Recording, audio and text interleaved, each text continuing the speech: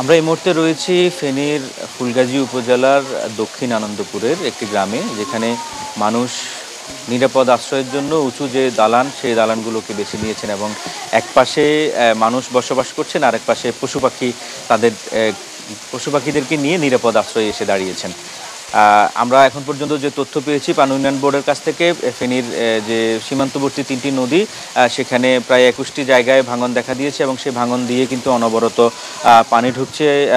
এখন পর্যন্ত জেলা প্রশাসনের তথ্য অনুযায়ী প্রায় 21টি ভাঙন দিয়ে যে পানি প্রবেশ করেছে, সে পানি প্রায় 100টি গ্রাম প্লাবিত হয়েছে, আমরা তথ্য পেয়েছি। এর পাশাপাশি জেলা প্রশাসনের 150 থেকে 160টি শিক্ষা প্রতিষ্ঠানকে আশ্রয় কেন্দ্র হিসেবে ঘোষণা করা হয়েছে। সেখানে এখন পর্যন্ত প্রায় 7 থেকে 9 হাজার মানুষ আশ্রয় নিয়েছেন এবং তাদেরকে জেলা প্রশাসনের পক্ষ থেকে রান্না করা খাবার এবং শুকনো খাবার বিতরণ করা হচ্ছে। তবে যারা আসলে গ্রামে এখনও বসে আছেন, যারা বাড়ি থেকে বেরোতে পারেননি, কিন্তু সেখান পর্যন্ত জেলা প্রশাসনের কোনো সহায়তা পাননি বলে আমাদেরকে এখানকার যারা বন্যা দুর্গত মানুষ তারা আমাদেরকে জানিয়েছেন। এবং আমরা সর্বশেষ তথ্য অনুযায়ী ফেনীর যে 21টি পয়েন্ট দিয়ে যে ভাঙন দিয়ে যে পানি ঢুকছে, সেই পানিগুলো আসলে আস্তে আস্তে লোকালয়ের দিকে যাচ্ছে এবং ফেনী সদর ছাগলনাইয়ার দিকে আসলে প্লাবিত হচ্ছে। এবং সকালে আসলে একটু রোদের দেখা মিললেও কিন্তু এরপরে আবার